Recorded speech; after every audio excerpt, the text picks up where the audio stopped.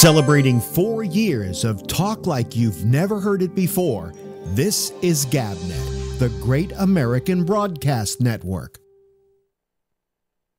Hi everybody, this is Alex Bennett, and I've had a long and interesting trip. It's called life. And for years, people have demanded that I write a book about it, and while I've been a writer, my main talent has always been that of a broadcaster. Over a year ago, I decided not to write the book, but using my best skill, I decided to tell it. It's called Life in the Passing Lane, and I described it as an audio biography. It's presented in 30-minute chapters, so it's easy to binge listen. And you can access it on the GabNet page by clicking on Life in the Passing Lane and going to a page with every single episode, plus some extras. If you want to access it on your mobile device, that's easy too. It's on iTunes. It's Life in the Passing Lane, an audio biography by me. I'm Alex Bennett. Spotify has 180 million monthly users and access to 35 million songs and podcasts. Now, all those offerings are going to have to move over and make room for GabNet programming. Yes, at long last, Alex Bennett's Ramble, Damian Chaplin's Exchange, Jack Bishop's The Intersection, and even the franchise MC's Arena and Michael Snyder's weekly movie reviews will be fighting for space on this massive platform. Each day, the programs are updated, so you can hear them on the Spotify app, available for all smartphones and game consoles. Or you can just go to Spotify on the web at spotify.com. So, give us a shot on Spotify. There's a 35 million to 5 chance we'll get people to listen to talk like they've never heard it before.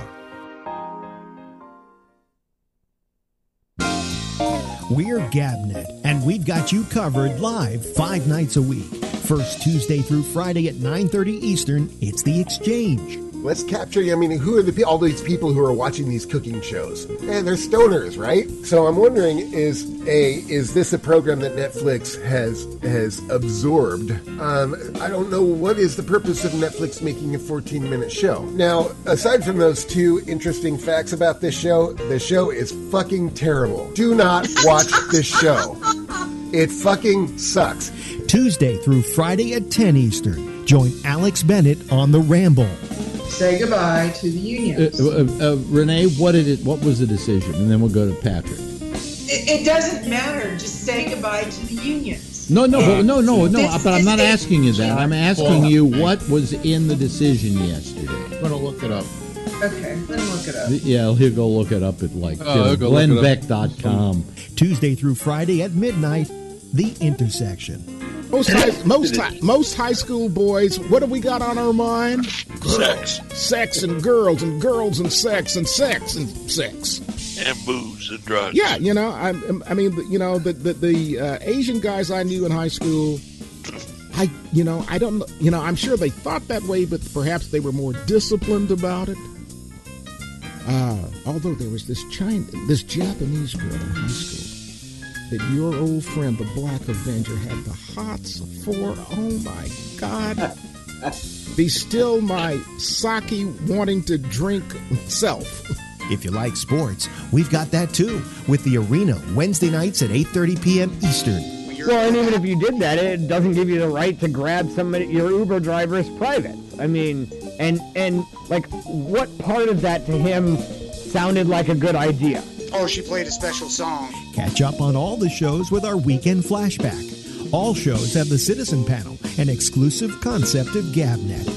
It's new, it's daring, it's talk like you've never heard it before. Celebrating 4 years of talk like you've never heard it before, this is GabNet, the Great American Broadcast Network.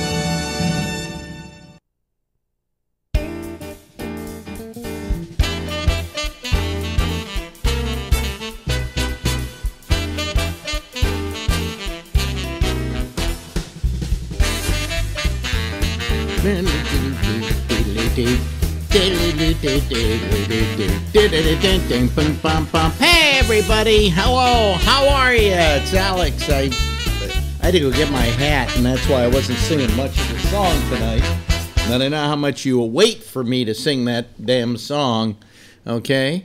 But we got a guest tonight. We got a video guest tonight, so let's check in on him. Ladies and gentlemen, that man scratching his head, I guess, is that because you're itching or because you're just weary with the world? Will Durst, ladies and gentlemen. How you doing? I'm okay. Good. Yeah. Well, what's that big monster that's covering you? That's Madeline, who has decided to jump into the fray. Madeline? So say hello, Madeline. Yeah. Okay. Say hello. Boy, you got them all in show business, don't you? Eloise and Madeline. Yeah, yeah. So you just got back. You went to Hawaii, right?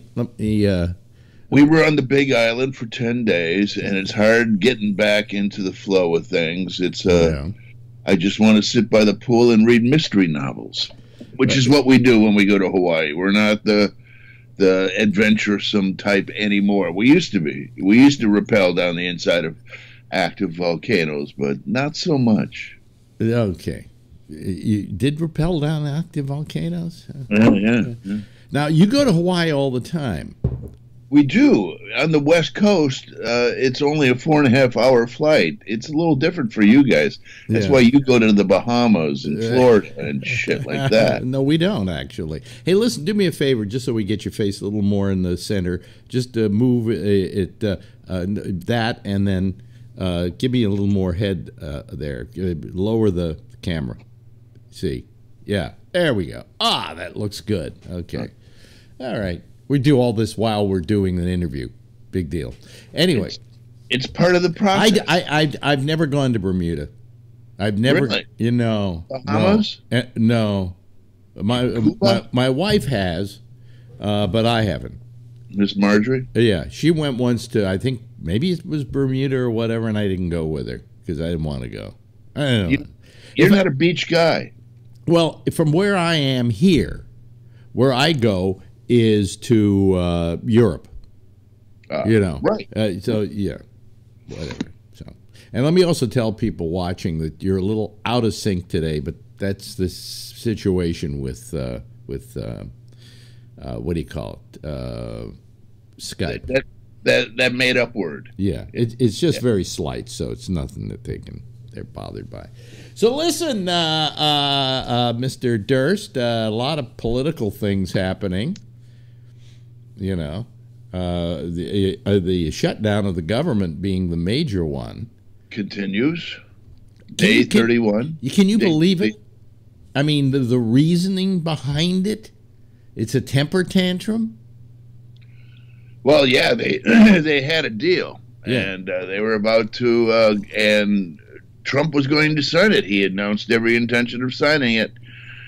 And then, what's her name? Laura Ingraham? No. Laura Flynn? No. One of the Lauras. Yeah, one of the Lauras went on television on Fox News and said, you can't sign this. You got to get your wall. And so apparently America's being run by Fox News. Yeah. It's terrible. And here are people, literally, he doesn't know what it's like. Well, he probably does, but he to live from paycheck to paycheck. He doesn't know. I mean, he's been probably broke, completely broke, but there was money there for him. He was spending it like he had it. Yeah, spending it like he had it. And when you're like he is, you can get the money you need to keep going. These are just average people who live from paycheck to paycheck, and you can't even blame them for that because today that's about all most people can do. Especially in New York and San Francisco. And he has no sympathy for that. He throws this temper tantrum that puts them in this horrible, untenable position, and then he's boxed himself into a corner where he can't get out of it. And he said Mexico was going to pay for the wall. Well, we know that. And, of course, I like what Vicente Fox, we're not paying for your fucking wall. So I mean, it's such a clusterfuck, and I never thought America would get this bad. Okay.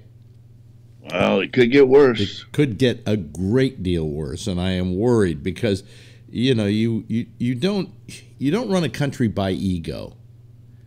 You run it because you say, okay, well, I got to give up on this because these people got to get paid. But he doesn't have that in his DNA. He doesn't know what it's like to live from paycheck to paycheck. So he has no sympathy for it. He doesn't know what it's like to not eat, to have to choose between transportation or insurance or food or medicine. No, yeah, more important, medicine. You know, and it's not funny.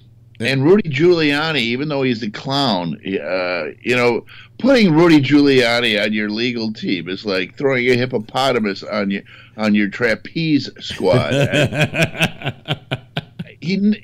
I know he's supposed to be the designated shit stirrer. He's just there to confuse stuff, you know, and I know that, and he ends up confusing himself. I don't understand his purpose. No, it doesn't make sense. It does not make sense, and nothing's going to make sense with this guy because this guy is not like anybody else who's ever sat in that office. No. He feels no sense of national purpose, no sense or responsibility, or no sense of being the steward, right? You know, of the ship. Other people are, you know, depending on him. Exactly, and it's getting absolutely maddening because it isn't right. And then, as you say, Giuliani, I mean, what's with him? My God, he changes his story from day to day to day to day. He changes his story mid-interview. Yeah. Well, I always thought he was a sleazebag, and they were calling him America's mayor because when 9/11 happened, he did do a good job of putting himself out front of it, okay, and telling people what was going on and so on. I got to give him that. But beyond that, he's a piece of shit. You know. I mean, I know somebody that was having a relationship with one of his former partners, the former police chief of New York. What was his name? I'm trying to remember now, but he was his business partner. He was the guy who was up for Department of Homeland Security and then had to drop out. That guy, and one that wound up in prison. Yeah, he had to do a little prison time. I'm trying to remember his name now, but I know somebody who had a relationship with him, and I said, were those two crooked? He said, as the day is long. Wow. You know, that Rudy Giuliani is an absolute fucking crook. You know, so. Well, you can see why he gravitates towards Trump then. Yeah, I guess, you know. I mean, what I loved, I thought about it the other day. You know, what's his name? Cohn, the lawyer. The other lawyer, Cohn, Roy Cohn, who I once had a face-to-face debate with, and it was the scariest thing I've ever done because those eyes were like sharks. You know, there was no life in his eyes. I knew somebody said something once that I had already said to somebody else after meeting Roy Cohn. I said, if I ever met the devil, I think he would look like Roy Cohn. Oh, wow. You know, and all of a sudden he's got another lawyer named Cohn. What, he can't get away from the Cohns? You know. Yeah, that was his mentor. That was the guy who told him never to apologize and keep going forward. Yep. Keep attacking. Yeah. Yep. His mentor, he finally died of AIDS, even though he vehemently stated he was never gay. You know.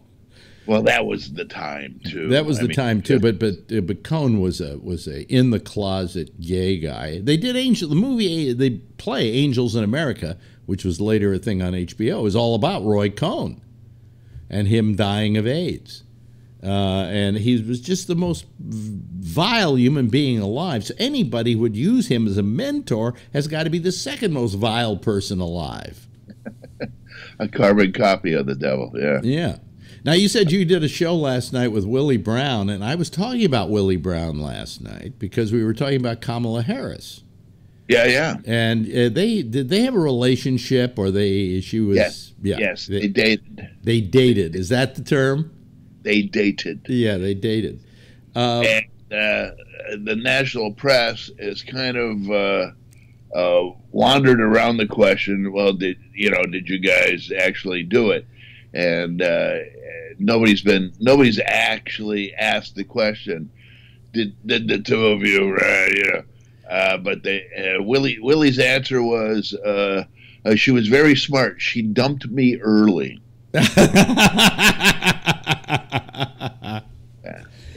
Yeah. We did a show last night, part of Sketchfest here in San Francisco. Sketchfest is a 2.5 week kind of extravaganza. I mean, incredible names. It started out just as sketch groups, and then it expanded, and now it's all sorts of. I think they put on maybe 120 shows over the 16 days. And last night, one of our shows was Trump Year 3, because we did it. This is the 3rd year in a row we did it. And normally we have a woman named Francesca Fiorentini, very funny, very young. Nato Green, local lefty comic. We had Johnny couldn't make it because his mom died a couple days ago. So we had Arthur Gauss, and then this guy named Eddie Pepitone was on the show. So we all did stand-up. We all did like 10 minutes of stand-up, boom, boom, boom, boom. And then we did a round table. Audience could ask questions, and Willie Brown was in the audience. And Willie Brown had one of the best lines of the night. He said, "I'm going to be 85 years old on March 20th, and my goal in life is to do Trump's eulogy." Always a character. So what is the 911? I guess that's the term we use on Kamala Harris? Because I saw her and I said, not bad. Yeah, she's smart. She's a black female politician. Well, I'll tell you what I see about her is that she is the perfect candidate for president. Here's why. Number one, black. Okay. This can time, get out the crowd like Obama did. Yeah. And nobody knows about her. And I think that's an advantage. Because nobody has preconceived notions. Like there's no way I'm voting for Kirsten Gillibrand. I'm sorry. May I say it this way? Nothing. No. That cunt will not get my vote. All right. Okay, you might be a little more adamant than I am. Yeah. Because of that whole Al Franken thing. Yeah. Okay. Yeah. And in the beginning, I was never a big fan of Al Franken's, but somehow he became the most left-wing guy in Congress. One of the most effective members of the Democratic Senate. Yes, and she ate her own. Why? Because she knew she was going to run for president down the line, and this was her time to get in there for the Time's Up or the, Me Too or... Hashtag Me Too, yeah. Yeah. So I can't go for her, and I can't go with Pocahontas. Because I think she's just lost it completely. But then I see Kamala Harris come on the scene. Well-spoken, tough, She was a prosecutor. Yeah. So, I mean, what's your opinion of Kamala Harris? Is Attorney General. She was the AG, I think the AG of San Francisco. She was the city attorney or whatever. Yeah. The DA. DA. So, I watched her and I said, not bad. Of all the people that have suddenly said, I'm going to run for president, because they got so many Democrats now and there isn't a single one there that's worthy of anything. I mean, if Biden decides to run, I wouldn't go for him either. Not that I don't like Biden. I just think, and I can say this at 79, he's too old. And he's 5 years younger than you. He could take... Oh, 4. Is he? Yeah. 6. Yeah. I think he'll be 74 in 2020. Yeah. He could take Trump to the woodshed, though. He's the kind of guy that wouldn't put up with any nonsense from Trump. Well, Trump has problems this time, is that he can't promise shit because we've seen him.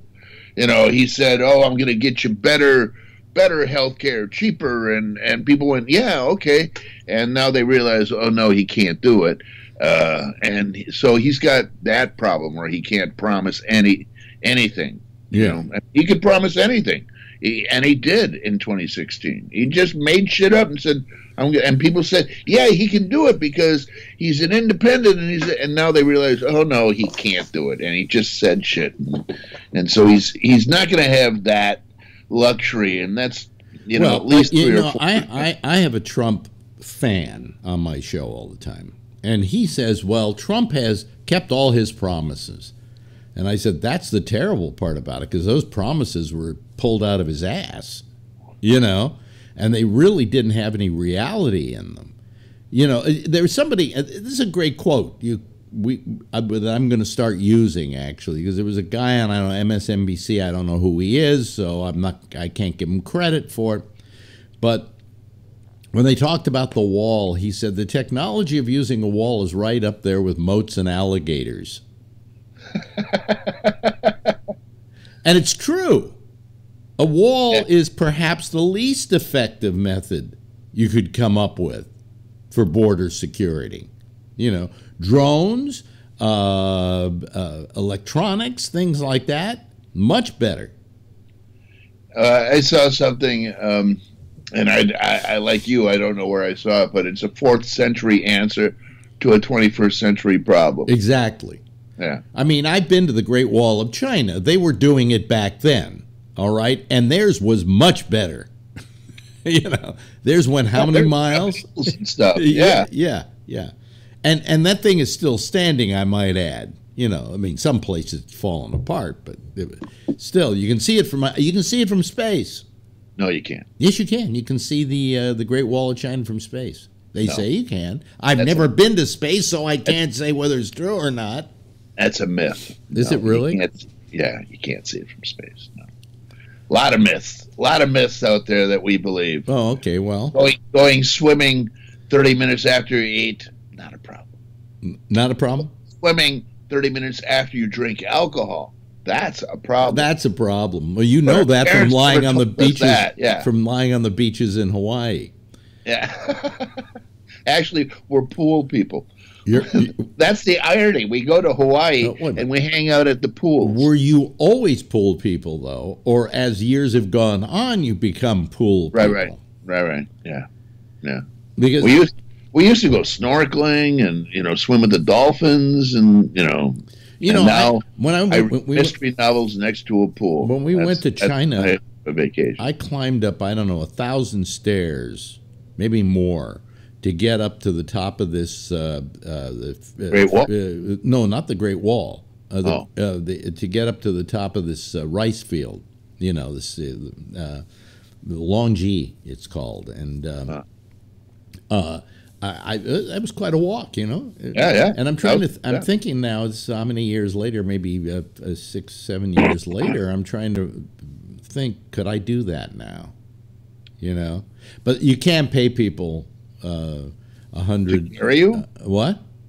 You can pay people to carry you? Yes, they have these guys who carry the people up. It's 100 won or something like that. So about $20. How many? Bucks. Oh, and they'll carry you to the top of the rice fields.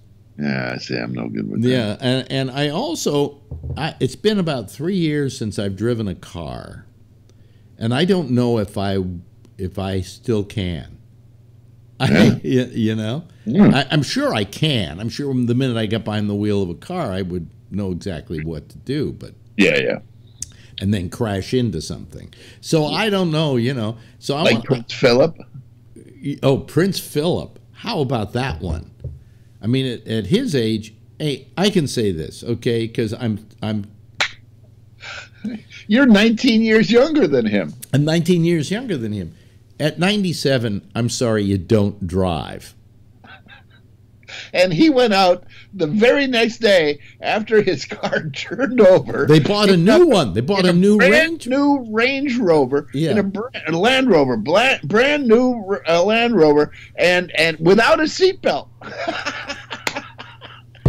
Because he He hangs with the Queen, and he can. Yeah. The Queen's my bestie. You can't do anything. Otherwise, she'll chop your head off. She could, yeah. No, that one completely had me scratching my head. You know how he could be driving like that At 97. At 97, but I suppose I could drive again. I mean, it's a kind of a, with me being born in California and having a car all the time in California, it's kind of like your other foot. Yeah, second nature. Second nature. So I think if I just got behind the wheel of a car, I go, oh, sure, this is it. You know, I wouldn't do it in New York City, though. Well, I have to. If I rent a car, I got to get out of New York City. Yeah. You know, yeah. But that's one thing. Heading out of New York City, like, you know, to the whatever mountains you got there, the Catskills, you know, heading that way to Woodstock and shit. That's one thing. Yeah. Coming into the city, like, that's another thing. Well, by the time I was coming back into the city, I would have been driving enough that I was used to it again. Exactly. Yeah. But, you know, I have no reason to have a car. You know, why do you own a car in New York City? So it can sit in a garage for $700 a month? Why? You know, and on top of that, you got to pay the goddamn insurance. Not good. Not good. So, well, especially for a man who's frugal on his rent. Well, not because I want to be frugal. It's because nobody can figure out who I owe the money to, you know.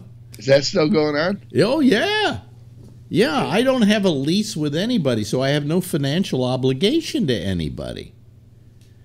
And, you know, I'll be happy to start paying rent the minute you give me a lease that I can sign and you say, hey, I am the renter of the apartment. Then I will pay for it.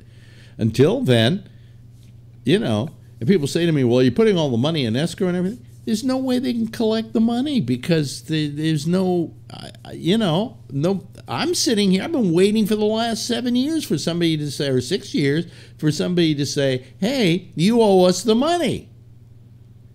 You know, start paying rent.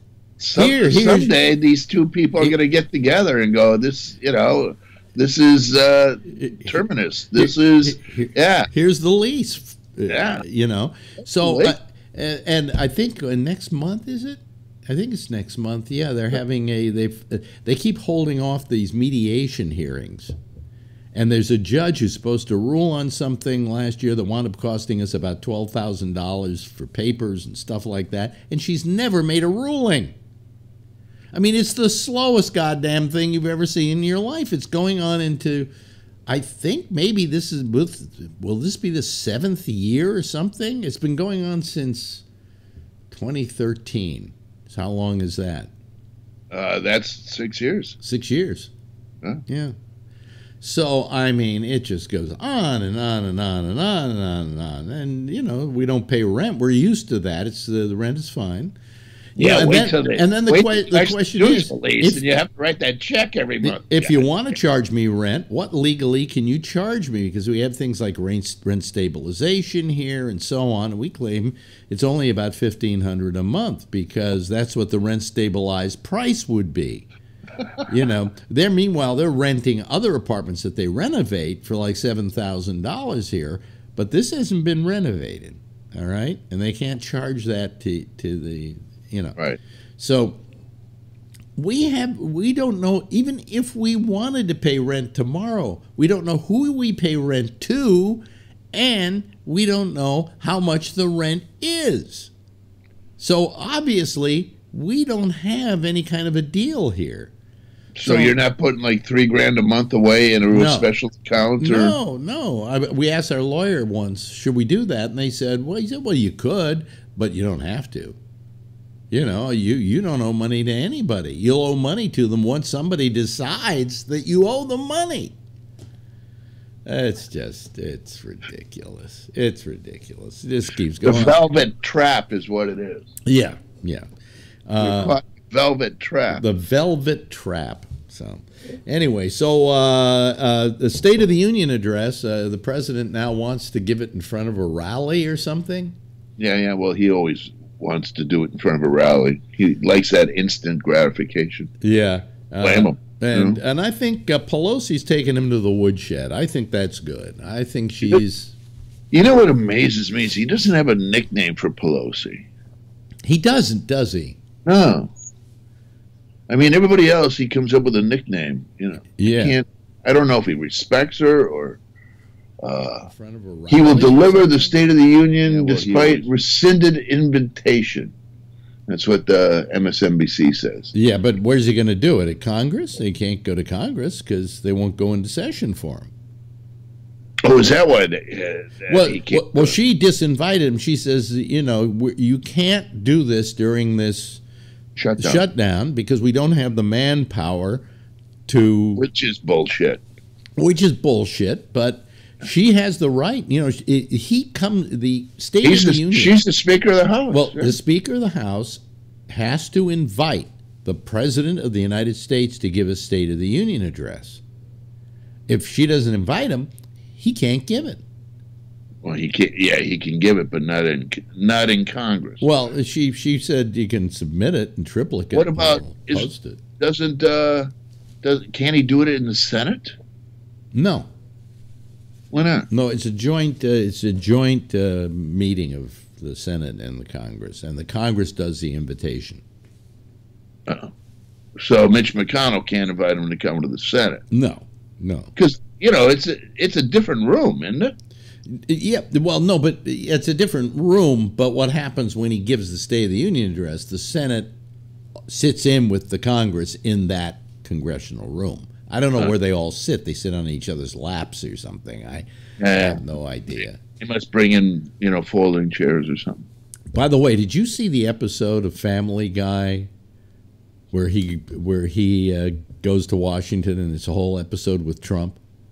No. And then towards the end of it, there's a big dragged out fight between the two of them where they're beating each other senseless. And as the various things that are happening are things like Mitch McConnell, somebody throws something at him and he moves his head down into what looks like his shell. And then it comes back up again. And as the president is punching Peter, the Republicans are cheering, and when it's back and forth, then the Democrats are cheering, and then the Republicans are cheering. If you get a chance to watch it, it's Family Guy. It's funny. It's funny stuff. Anyway, hey, listen, we've run out of time, and you look rested, and you look like you're ready to make trouble. I am. I had a great time in New York. Thank you for hosting me. Oh, yeah. I thought it was a wonderful trip, and I hope to come back soon. And you got to see the apartment and everything. Got to see the apartment. Got to go to a couple of shows. Yeah. Have you seen anything? We went to Dear Evan Hansen. The other night, and it's a really good show. It's not my kind of show, but it's a good show. It's really the kids love it. It's well done. Yeah, except for the ending. Yeah, and that we saw, and a couple of months ago we went and saw the play that goes wrong. Oh, how was that? Oh, very funny. These guys have done stuff on the BBC, like the Christmas Carol goes wrong and Peter Pan goes wrong, and then so they did the play that goes wrong on Broadway, and it's a lot of fun. It's just a lot of fun. You haven't seen Network or Kill a Mockingbird? No. Number one, the tickets are outrageous prices, and I don't think they're available. Those are the two biggest shows on Broadway right now, biggest plays on Broadway right now. I saw Network. I went in and got an obstructed view ticket, so they can't sell it for the full price. What was the obstructed view? A really fat guy in front of you, or what? Close. I was in the first row, and the first row, the stage is right here. No, literally right here. Yeah, the stage. Yeah. So you got to go like that. Like that. Yeah. So that was no problem. But I asked for a ticket because it was just me, because Debbie had already gone home. And the guy said, yes, we have a ticket available right here in the orchestra, and it's $489. And I went like that. And he saw my reaction. He was very nice. And he said, would you like an obstructed view ticket? We might have a couple of those available. And yeah, how much are those? And he said, those are $89. Oh, well, yeah. Sign me up. Yeah. And it was the very end of the front row, and they had a little studio, and I missed a couple of entrances, and that was it. But Bryan Cranston was right here. Yeah, right in your face. Yeah, it was very interesting. Hey, well, listen, Mr. Durst, thank you so much. Your lovely Frau, and you stay warm out there. Stay warm. Don't fall down when you're walking. I did. I fell down the other day on Broadway going to the theater. I felt really bad too. But you okay? Yeah. But I was aching the next day, and my heel is hurting. And that was always my goal every winter, to get through an entire winter without slipping and falling. Yes. Well, I didn't make it this year. Yeah. Anyway, and my wife, she broke her knee. When? She was walking down the street, and tourists didn't look where she was going because they're probably looking up at the buildings and whatever, and she tripped her, and she fell on her knee, and she broke it. Oh. So how do you fix a broken knee? How do you fix a broken knee? Is that a song? They go in, operate on it, put some screws in the knee, they put it back together again, then put you in a brace for 6 weeks. Oh. And now they tell her you got to keep the brace on for another 6 weeks, although she can walk around the house without it, and she's doing some physical therapy. Okay. But that was really something. Yeah. That was really something, because that put her out of commission. And then, because of the leg, as she's walking out of the apartment one day, she takes a fall. No, she doesn't. She doesn't fall on the knee. She hits her head and gets a concussion. Oh, jeez. She had to go get an MRI, and they said, yeah, you have concussion syndrome, and you'll have these headaches for quite a while. And right after she got the concussion, she wrote a note to her boss or whatever, and she said, tell me what you think of this. And it made no sense. It made no sense. I mean, there were words next to words that didn't go next to those words. I mean, it was, and I said, you better go see a doctor. Yeah. And she was throwing up and all of that, all the concussion stuff. Okay, yeah. So she's got a knee problem, which then causes a concussion. I want my money back for her. No,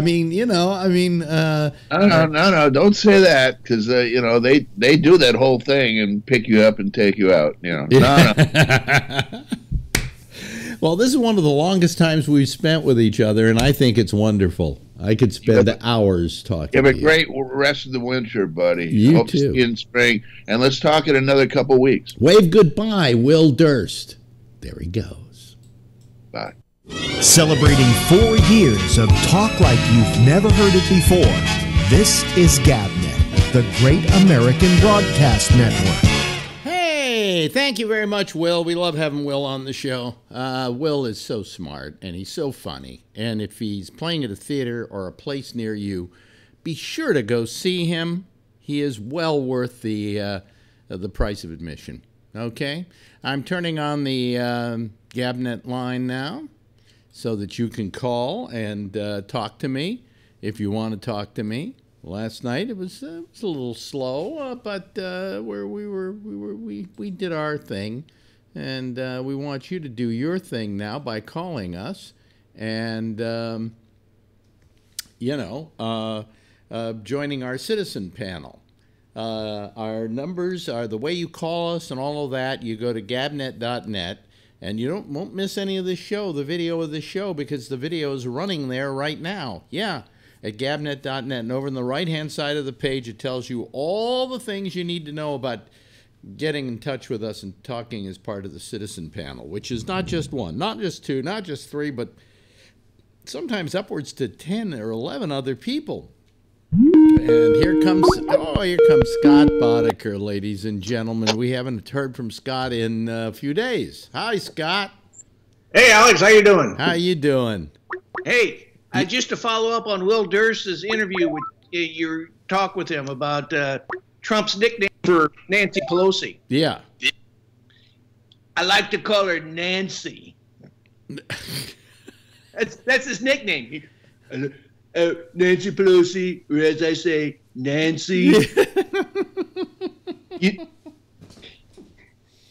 Oh boy, it's all getting to be. It's just, it's a real comedy of errors going on now, isn't it?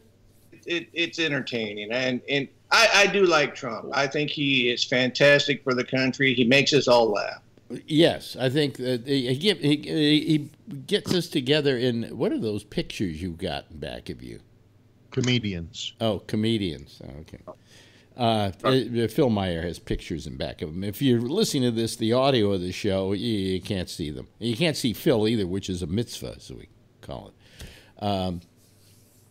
No, it's just, the whole thing has just gotten way out of hand, you know? And I feel so sorry for these government workers. Oh, yeah. You know, oh, yeah. I mean, some of them are in pretty bad shape because they don't get paid that much to begin with. They live from paycheck to paycheck, not because they spend like a drunk or a sailor. How can you assume that? How can I assume what? That they don't spend like drunken sailors. Because on what they're making and what things cost today, there's very little move for them to be able to do that. Some of these guys are in places like Iowa, where $100,000 a year goes a pretty long way. Who says they're making $100,000? According to the thing, it says they're making between 28 and 104,000. Wait a minute. Between 28 and how much? 104. And 104,000. There's a big berth there between 28 and 104, and the guy's making 104 is probably the head of the whole state or something for something, right? You know, one of those guys. Now you're sticking up for the TSA, and you know these guys are finally getting paid what they're worth. They, you know, when they test them and they put guns through and stuff like that, these guys never find them. The only thing they find is your jewelry, and they make sure that it doesn't come out on the other side of the machine. I say screw these mothers. Well, then I say screw the police department. I mean, come on. You know, hey, the police aren't stealing your jewelry. Shooting the black people. They're shooting black people. Well, they're shooting them. Yeah. Anyway, you know, as long as we've got Scott here, Scott, where you been? I thought this would be a feel-free Wednesday, so that's why I called in. But apparently I was wrong. Oh, is it supposed to be? Jesus, let me look at the calendar. I thought this was the weekend you were supposed to be gone, or the Wednesday you were supposed to be gone. That was last week. Oh, I must have slept through that. Please don't make it a thing, you know, that you don't call because Phil might be on. Well, he just makes me so upset, and I don't like getting upset. I agree. I can't make you upset. Only you can make you upset. No. Right now you're making me upset. Now you're making upset by saying that. You're making me upset by saying that. Send him some gabapentin or something. You know, this is not fair. Scott's a nice guy. I don't want to upset Scott. I like Scott. The only thing we have here for you. Me drink too much. The only drug we have here that we're giving away is gabapentin. Yeah, really. Yeah. Hey, looks like Tony got a haircut. No, actually, I just washed it. I'm upstairs. I'm on nurse duty. Oh, it's about time. Really? I got to get a haircut. It's getting long. She told me I got to get a haircut. It's getting too curly. Is that wallpaper? Did you grow up with that wallpaper? This is my mother's apartment. I got it back to the train. That is the most. I would go crazy if I had wallpaper like that. She got it. Look. No wonder. Wait a minute. I think this explains it all. Why Tony turned out the way he did. He had to look at that wallpaper all his life. Is that cabinet full of cherubs? No, these are knickknacks. Knickknacks. That's the same thing. Knickknacks? I bought this we call them tchotchkes in our world. Yeah. When I went to San Francisco, I bought this thing. Hold it up. Hold it up into the camera. We can't see it. A little higher. Yeah, now we can. What is that? It's the Golden Gate Bridge from your hometown. Is that the mint? Is that the real Golden Gate Bridge? No, it's actually one I bought, I think, in Chinatown. Well, then you got ripped. you. Then you got ripped off. And I got these too. Did you get the Silver Horse bookends?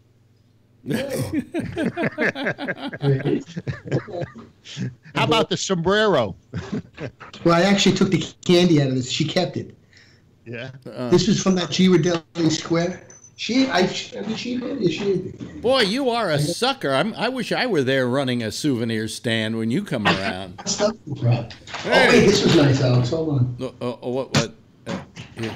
I bought this. I don't know where I got this. It's like Powell and Hyde Street. It's like a I car. know you got it. It was in Powell and Hyde. I'll tell you another reason why he turned out the way he did. It was only $8, because Alex. his mother thinks enough. $8. His mother thinks enough of this shit to put it in a cabinet on display With a light. Yeah. with a light.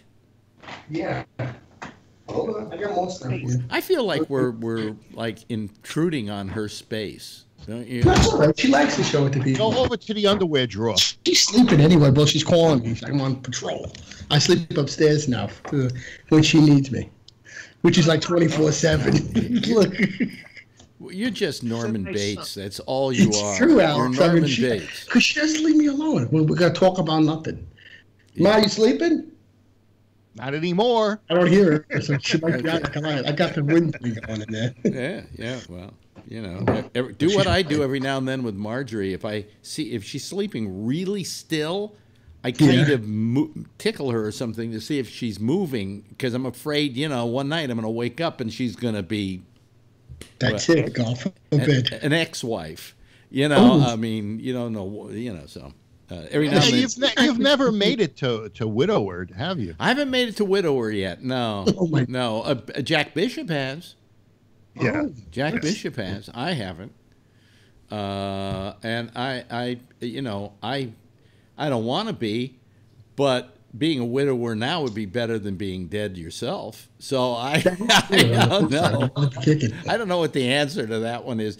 I mean, is this what I had? Do I have all these depressing things to look forward to? Only if you keep falling. What, Scott? I didn't say I was drinking my coffee. Oh, okay. I said only if you keep falling. Is that what you have to look forward to? Yeah, I don't know. I did something to my heel though when I fell the other day, and I think I kind of split the skin on the heel, which takes a little more time to heal because it's so thick.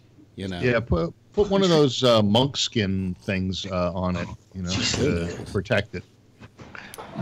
She's snoring like a lark. These trees falling in the back there. Oh, really? And then she'll tell me, I can't sleep. Yeah, all right, sure. By the way, I saw something today that is really quite amazing. My wife finally now has her knee showing. She can take the bandage off, and you can see the scar.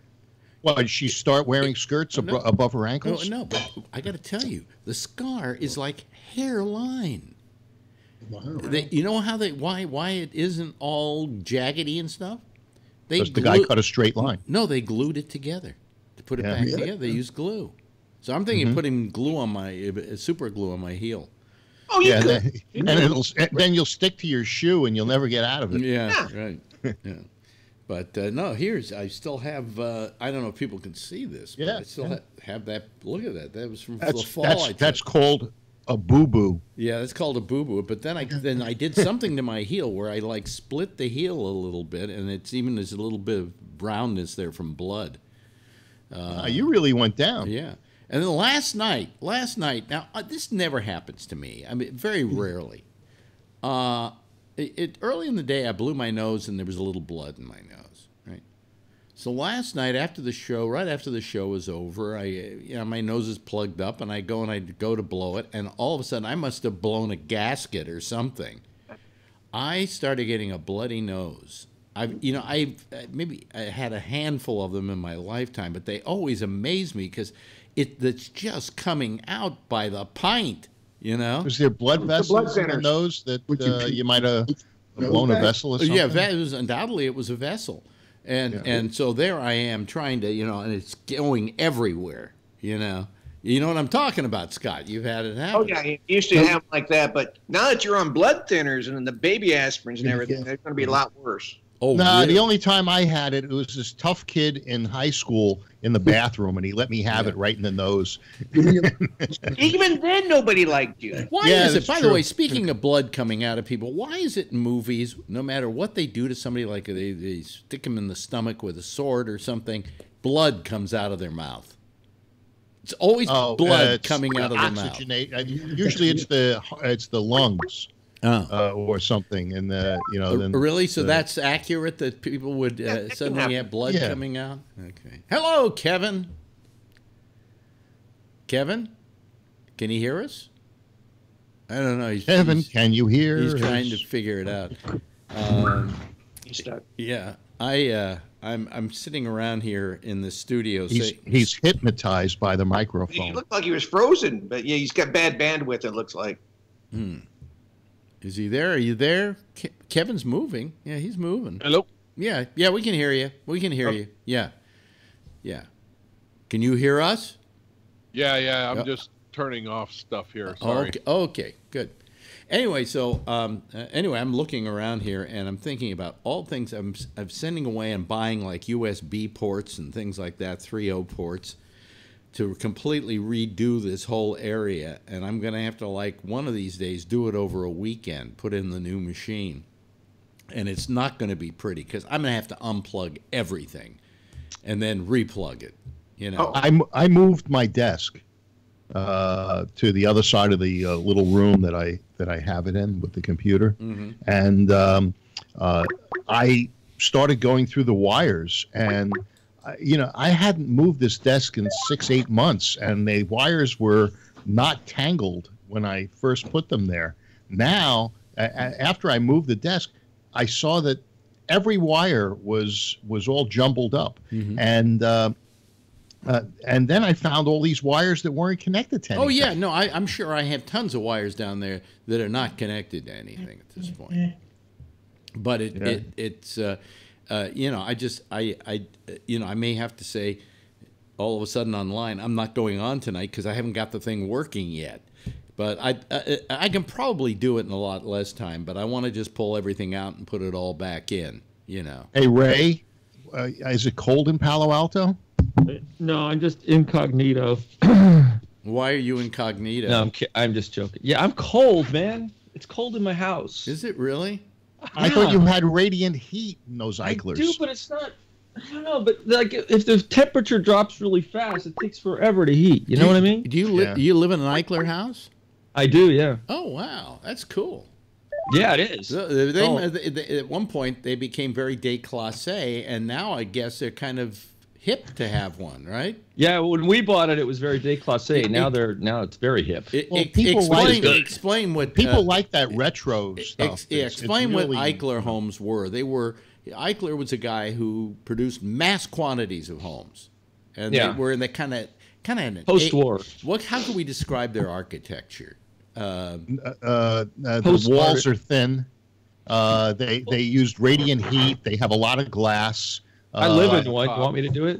Sure, go ahead. Well, I'm very familiar with Eichlers. Yeah, I think it's all right. Do the floors a lot of but what was so distinctive about them? Because you could tell an Eichler home from any other home. They're very angular. They had an A-frame look to them, didn't they? Some of them do. The roofs are usually flat or almost flat. Yeah. There's a lot of window and a lot of light, natural light. Many of them had atriums. Some of them have atriums. I don't have an atrium. And this guy was a post-war builder, right? And just took whole areas and built tract homes, one after the other, thousands of them. Different grades of Eichler. So, there are some that are sort of custom, and they're very nice. And then there's the one like I live in that's almost bottom end, although it's in Palo Alto, so it doesn't matter. But, yeah. Yeah. We had a bunch of them in Burlingame, too. But there's no subfloor. It's on a slab. And there's no attic. Oh, wow. Oh. No.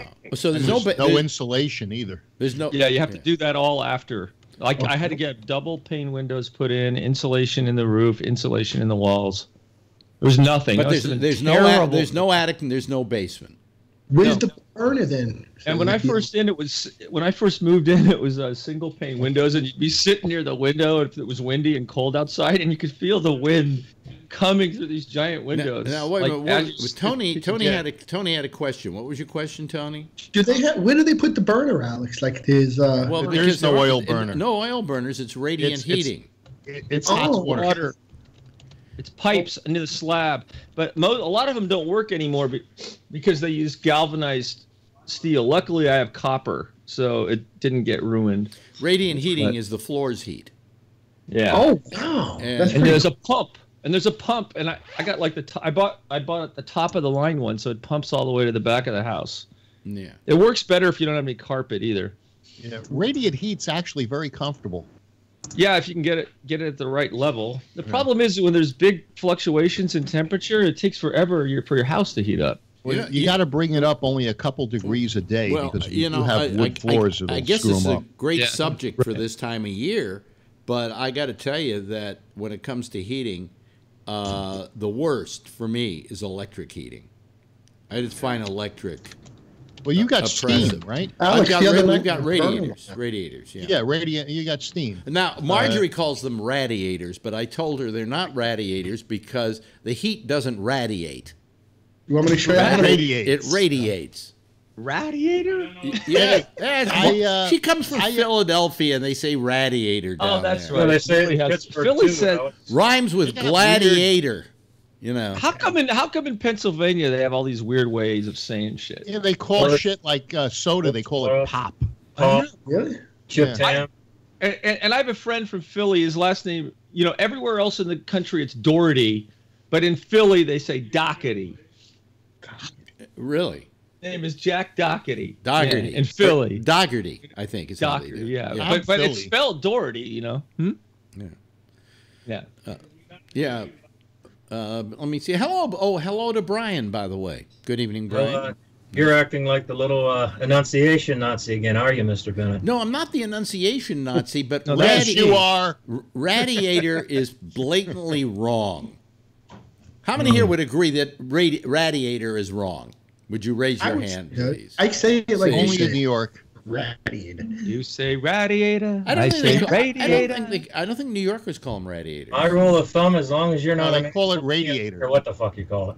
Well, you see, my buddy here is was from Maryland, and he called it gasoline. Gasoline? Oh yeah, I've heard of that.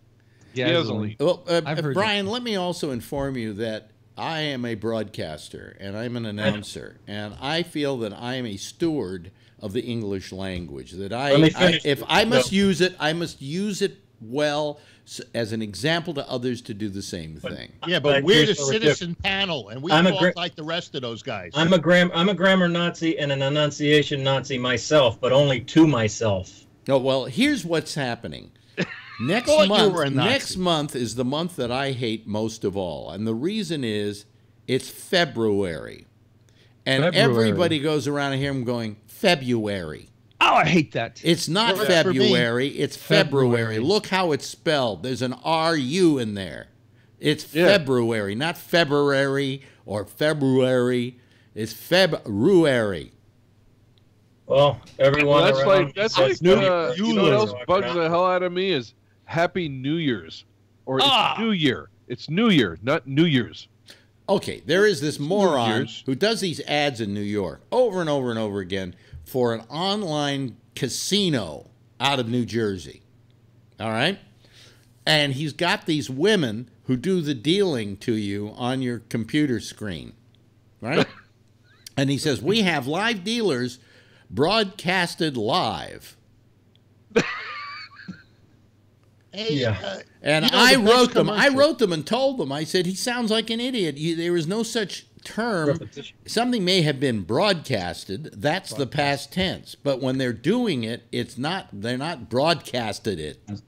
Right? Talking about commercials, there was two when I was growing up that were the greatest commercials. One was Denison's, which was some clothing place that was worse than Matthews Top of the Hill Daily City. And then the other one was JGE Appliances. Yeah. Now, you show your union card at the door. Yeah. We got appliances that are so cheap you think they fell off the back of a truck. Yeah. That guy ended up getting convicted of racketeering. Yeah, but we're not talking about bad language in those ads. But what I'm saying, here's this moron every day. I've got to hear this ad broadcasted live. No, Broadcasted live. you broadcast live, and by the way, you usually don't say it was broadcasted. In other words, there is no. If you're from New Jersey, wait a minute, you do. with the word broadcast, the present tense and the past tense are exactly the same. Live on tape. You ever listen to people from New Jersey? I don't think they are in the same country. You know, they don't know how to drive, first of all, and second of all, you know, they got a language all their own. You know, live on tape. Yeah. So anyway, so yes, I am a Nazi when it comes to the English language. Well, Berlitz happens to sell New Jersey tapes. Now I think they sell Babel. Babel is the new how to speak New Jersey. Yeah. Well, it's how to speak New York. Yeah. For instance, when you go get this brown liquid that comes in a cup, what's it called? Coffee. Shit. Coffee. Right. It's called coffee. Coffee. And if you want it regular, how does it come? Regular. I'll have a regular small coffee. A regular coffee. Yeah. Black. Regular coffee black. No, it's not black. It's with cream and sugar if it's regular. No. Yes, if it's regular, it comes with cream and sugar. No, wait a minute. Hold on a second. Yeah. Come on. I grew up there. Yes, you're right. No, you're right. You're right. And when you first move here, they say, would you like your coffee regular? And your automatic assumption is that's black, right? No, you want it black. But if you want it with cream, if you want it with cream and sugar, you want it regular. Right. Regular. That's why I only go to Starbucks, because they talk normal. No, Starbucks. There's a problem with Starbucks. Is there a whole nomenclature for the goddamn coffee? It's a fucking coffee. It's a large coffee. It's a small coffee. It's not a venti. Why is the smallest one tall?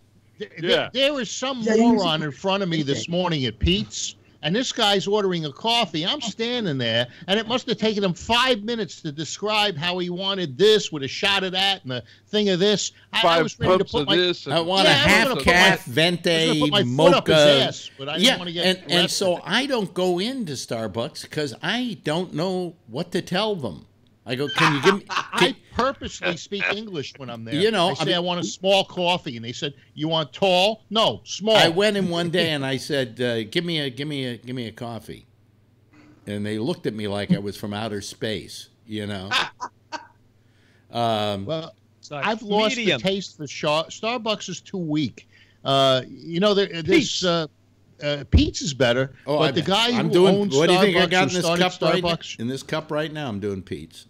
Yeah, Schultz, the guy who started Starbucks. Yeah. He wanted to open up 1,000 stores called started with an R, Reserve. Mm-hmm. And now the new CEO says, "Nah, we're only going to open up 16 and see if it works."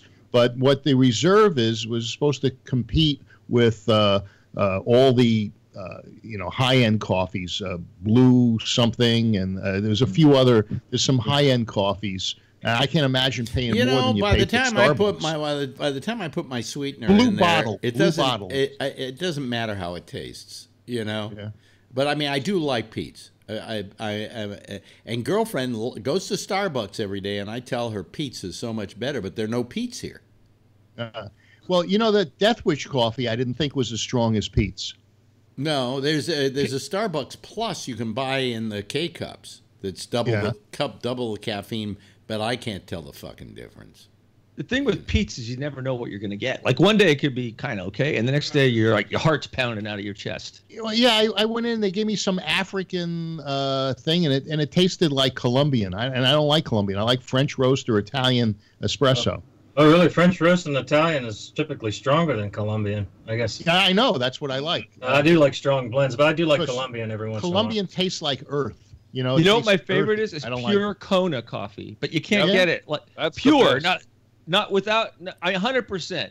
You have to Pure. like, get It has to be pure. Yep. Yeah, but it's so hard to find. Last time I went to Hawaii, I bought a whole ton of it and brought it home. You know, I never I never used to drink coffee, and now I'm addicted to the fucking shit. What's that Jamaican stuff that used to be so good? Jamaican Blue Mountain coffee? Ganja coffee.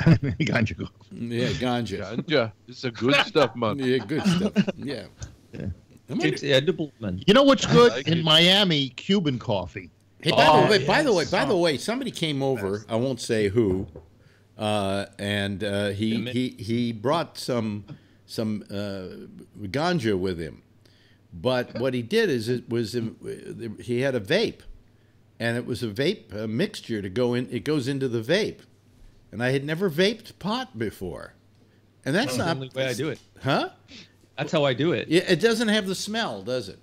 No. So, I mean, now that you can smoke it legally in California, I would think you would like to have that smell. That smell, to me, says camaraderie. It says, Smells like but not in your oregano. house. What? Smells like burnt oregano. Not in your house when there are children. I don't like the smell of it. I'd like that. Well, we don't care what you like when it comes to pot, Phil. So shut It the reminds fuck him of up. Democrats. Yeah. Yeah. It's fun to have your house smell like you just Crazy-ass ran over a liberals. skunk. Yeah. Well, Hey, you know, they said that these vaping things are actually, there's nicotine in it, and it's highly addictive, and there's a lot of nicotine. well, Yeah, that's the but we're ones. not. We're not talking about vaping nicotine right now. We're talking about vaping pot. Yes, we are. I just No! We're talking That's about the pot. cigarettes. That's the tobacco. That's one the you're talking bubble about. gum one. We're talking Oh, about the ones for kids. the one. We're Yeah, talking about exactly. we're talking about the pot. Exactly. We're talking about the pot. You know, and putting it in a vape and doing it that way. You know, but they're finding the vaping for kids who are vaping nicotine. It's not good. It's become a real Very problem. addictive. Become a real Bad, problem. bad. Maybe I misread. You got popcorn lung. Now, my question is, though, because of the delivery system, does it change the danger of nicotine? No. No. it I doesn't. mean, when it comes to lung cancer and things like that. No, you get the nicotine. No. It says you get the nicotine, but you're not getting the smoke.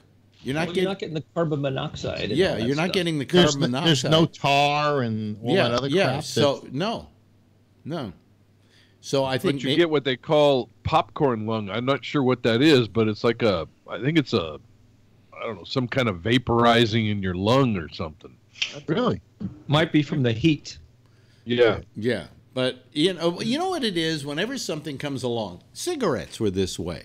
We didn't know till cigarettes became very popular because years ago, people when they smoked, they had to roll them, and you rolled them one at a time, and so you didn't smoke as much because you had to roll them. But then around the middle of the first half of the 20th century, they came out with pre-rolled cigarettes, and people started smoking them like crazy. And it wasn't until the 50s that they realized that there was a danger in this. And so the same thing is true with vaping. Here comes vaping. Everybody goes, oh, that seems like it's logic. It makes logical sense that it's not dangerous. But we then find out, hey, it's causing this and it's causing popcorn lung or whatever. But we don't find that out till later, till there's a period of time that we've been able to see the effect of doing this thing. That's why in the beginning I didn't blame the tobacco companies because they didn't think they were hurting anybody. But then they got then they got the empirical evidence somewhere around the middle of the 50s that this stuff was killing people, and they didn't do anything about it. They tried to protect their turf. They actually That's the problem. hid memos. Yeah, yes. But what I'm saying is, in the beginning, they didn't think this was hurting anybody. They were just providing cigarettes to the public. What harm is there? You remember when they used to give them out in Union Square? Oh, yeah, those little 4-packs. Yeah. No, Yeah, actually, 4 cigarettes they were in a like, little pack. oh, you got them when they weren't doing what they did. Later on, they were like little 10-packs. They gave away for free. Oh, sure, you give away the samples so people get used to smoking the shit, and then they get addicted to it, and then they're I don't understand. When you first try a cigarette, you cough and you hack, and it's horrible, and you get the ashes all. And then people get addicted to this and pay $11 a pack. Some people are paying. I know they're expensive now. Wow. Yeah.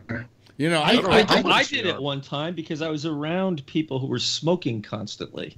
In New York, when I first went to college, you could smoke in the classroom, and the classroom was like a smoky. It was full of smoke, and so if you didn't join them, you suffocated. So I started smoking. Well, here, I'll tell you what happened to me. Smoke on planes. I moved. Yes. I moved to New York, and when I moved to New York, I remember that. There was on airplanes. One time I was taking a Hughes Air West flight. Alex is trying to say. When I moved, thank you, Phil. When I moved to New York, New York became one of the first cities to start banning smoking in public places and so on and so forth. And when I went back to San Francisco, I was feeling so wonderful because I could actually smoke in a movie theater and enjoy the movie. Yeah, and what was weird is one time when California stopped doing the smoking stuff. Yeah. And I went to Pennsylvania, and they still had the you want smoking or non-smoking, and I went to a restaurant in Allentown, I think it was, and I couldn't even sit in the non-smoking section because the smoke was coming over to that section. Well, the stupidest idea in the world was the concept of a smoking. What the hell's the difference? No. I was a smoker. The stupidest concept of all time was a smoking section on an airplane. Oh God! Yeah. I mean, you're in this hermetically sealed tube, and you don't think the smoke from the back is going to come to the front? Yeah. You know what I miss is going to a good restaurant and being able to have a cigar after dinner.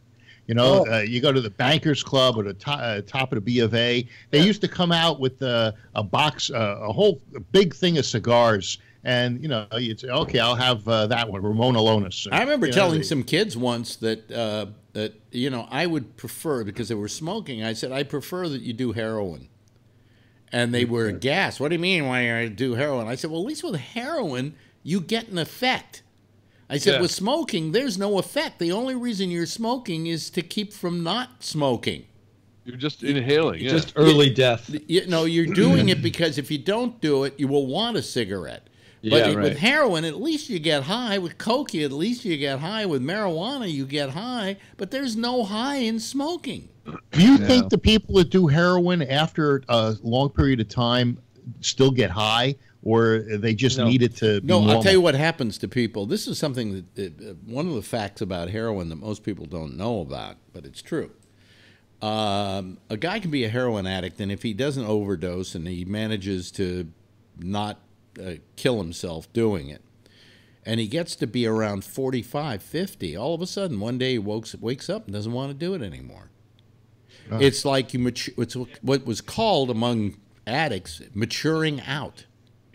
Really? And that you actually matured out of heroin. The only thing dangerous about heroin was when you bought it, you didn't know what the strength was. And if there was a bad strength or a high strength, it could kill you.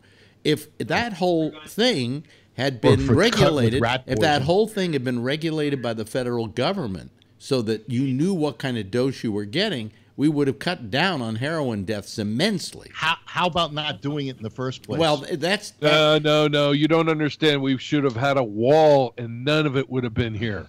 Yeah, that's right. That's it. Yes. One of the say nothing of the drones and the airplanes and the ports and the... No, it was the wall. The wall would have stopped everything. Yeah. Oh, yeah, I'm sure. Yes, Ray. I just want to say one of the Scandinavian countries, I can't remember which one, they decided to do that. They give pure heroin to people who come in, and they have to go to like counseling and stuff, and that way they can keep their job. I thought it was Portugal. Well, maybe Portugal too. I know one of the Scandinavian. A lot of the Scandinavian countries do that. Yeah, and they have to go to therapy. And they keep their job, and they'll keep giving them the heroin until they're ready to get off of it, and then they help them get off. What's interesting is, I mean, there are a lot of myths about heroin. One of them, the worst one, is that you try heroin once and then you can't get off of it. It takes 6 weeks of constant usage before you become addicted to heroin. But a lot of people went, well, as long as I did it once, I better to keep doing it, rather than saying, well, if I don't do it again, I won't be addicted to it. But anyway, the trouble with the biggest problem with heroin is that a person who is a seasoned heroin user can accomplish most tasks. You know, yeah. I don't know how. Well, because they're not high. Because you don't. Because you don't friend- understand drugs, Phil. Because you're a fucking cop and you have one mindset on this shit. I tell you, this is from the '70s. But I had a friend who was a dentist, retired now, and the pharmacy that was open for like 100 years next door to his dental practice in Oakland was the guy retired. He was closing things down, so he gave my friend a jar of pharmaceutical heroin, and we snorted it. it was great, But I wouldn't do it on a regular basis. It's the one drug I've never done because I know I would like it. Because everybody I know, whoever did it, said it's terrific. It was like Quaaludes. No, it's more than that. It's like nothing matters. Everything's fine. It really relaxed you. Life is okay. Yes, Ray. I think with these drugs is you get a dependency on it, and so you don't feel as much of an effect, and so you can function. And the problem is people want that strong effect, so they keep taking more and more and more and more, and then that's when they run into trouble. Yeah. But it's like any drug. Your body just gets used to it, and you don't feel it anymore. Yeah. To the same extent. But Tony, you're talking to all these drug addicts here. Does your mother know? She's sleeping still. Thank God. She's always sleeping. Well, yeah, she's getting her rest on now. But she'll page me later, probably 2 o'clock in the morning. Page? You have a pager from your mom? She calls me on Amazon Alexa because she's using a walker. She's recovering from surgery still. Tony, tonight you have revealed so much about yourself that we understand exactly why you are the way you are. What is that wallpaper? I know. I got her medicine for tomorrow. Is that like bumblebees or something? This was flowers. It doesn't even match. Jesus, it looks like 1948. Look at the cover for the wall switch. I was in a cover for the wall switch? I was in a lousy hotel in Paris, and we got this room, and it was a really small room. But what made it worse was it had that kind of wallpaper. Ugh. You see that lock on the door? That's how she locks Tony out of her apartment. Yeah. I have the key. Look, this is what she makes me buy her, Alex. I don't even know what the hell those this are is. Hummel dolls. It's like a precious moment. No, those are Hummel dolls. Oh, well, yeah, she likes it, so I get them for her. Tony, break that, Tony. Don't you I'll break paint your them? arm. Tony, have you ever seen this movie Psycho? Yeah. No, we've already made the Norman Bates joke earlier tonight. Oh, okay. Yeah. Tony. We want to see this mother. This mother. I think she's buried downstairs. You be talking He's Nice. walling her up. Oh. He's walling her up in the Me, wall. my Hummel dolls, Tony. She knows where everything is. We've never You seen her. moved my doll. Tomorrow I'll give her a double dose. Tomorrow I got a medicine with me. We've never seen or heard your mother. Yeah, I'm gonna give her PM in the morning and AM at night. See what happens. I told you, just at the top of the stairs, push. That's all. She's small. You would be. She's like a little bit of nothing, like an elf. And when she rolls down, she won't damage the wallpaper on the walls. By the way, the greatest advertising slogan I ever read was this drug company, and I can't remember what the name of the drug was, but it said, use such and such in the PM for a BM in the AM. That's awesome. I think I vaguely remember that. That's so good. Wow. I love that. Yeah. It is if you have the BM in the But, AM. marketing. But I think there are a lot of there was a great book about that. It was called The Heroin Myth, and that the biggest reason why heroin was dangerous was because of all the myths surrounding it, and that we've never dealt with drugs on a realistic basis. That it's a medical problem. It's not a criminal problem, and we've dealt with it as a crime, and that was not the way to deal with it. So it's time that and we're still in that same I mean, can you imagine there are places in this country, and there's a Justice Department that still thinks marijuana should be illegal? Come on. I do. Why? Why? Why should it be illegal, Phil? I don't want people on pot driving cars, walking around. Oh, the yeah, street. but alcohol's okay? Yeah, I would say it's more. Oh, yeah. Oh, by the way, they can drive better on pot than they can on alcohol. Especially red wine. No, red wine in the 60s, they did some studies in Oregon testing drivers on marijuana versus not on marijuana. They found that people who drove on marijuana, who were experienced marijuana users, who had used it for a while, could compensate 100% for the effects of the marijuana and drive. I would say that's true.